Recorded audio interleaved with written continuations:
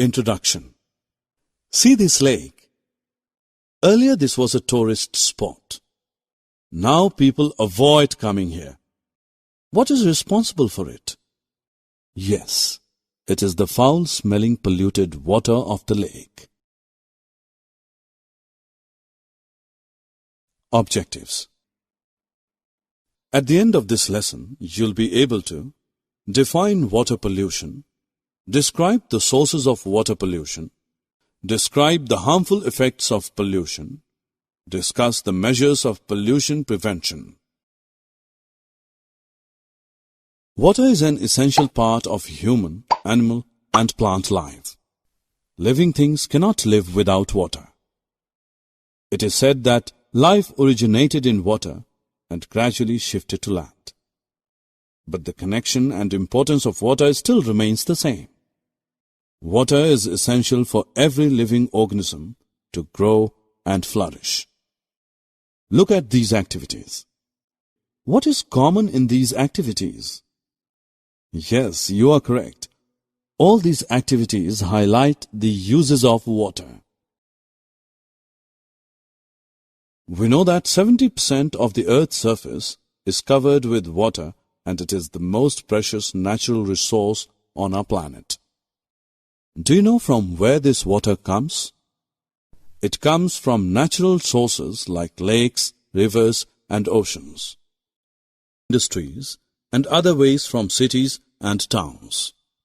The chemicals released from industries like arsenic, lead, and fluorides lead to toxicity in plants and animals. Often the factories and power plants use normal water to cool their machinery and then release hot water. It heats up the water body and aquatic animals die in it. Have you seen ponds which look green from a distance? This is due to algae grown in it. Do you know how these algae grow in the pond?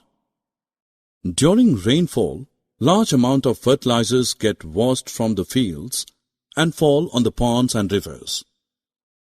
These washed off fertilizers act as nutrients for algae to flourish.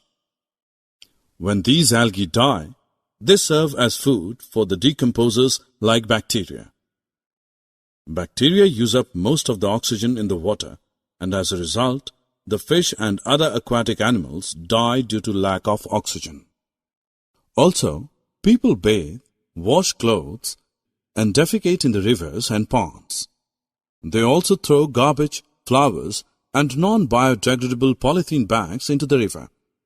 Many rivers have become dead due to a high level of pollution, and aquatic life cannot survive in them. The waste materials that pollute the water are called water pollutants. What are you doing? You should not drink water from here. But why? It is clean water.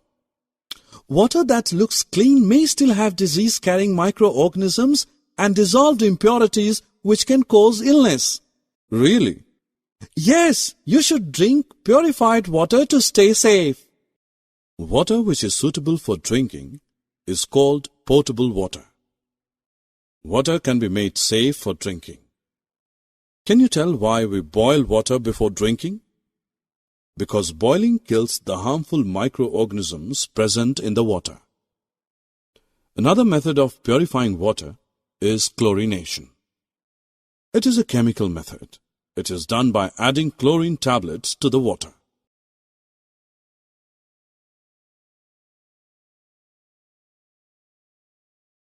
Students, you need to help to control water pollution.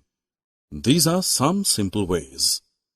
Do not dispose of polluted water directly into rivers and lakes before its treatment. Reuse water that is used for washing vegetables for watering the plants in the garden. Reduce, reuse, and recycle should be our mantra to control water pollution. Government also took measures to prevent the water pollution of rivers of the country. For example, Ganga Action Plan was launched in 1985. It aimed to reduce the pollution levels in the river. Summary. Let us summarize what we have learned. Water pollution is the contamination of water by substances harmful to life. Sewage, agricultural chemicals, and industrial wastes are some of the major contaminants of water. Water which is purified and fit for drinking is known as potable water. It is necessary to take measures to prevent water pollution in order to have safe drinking water and the water for other uses.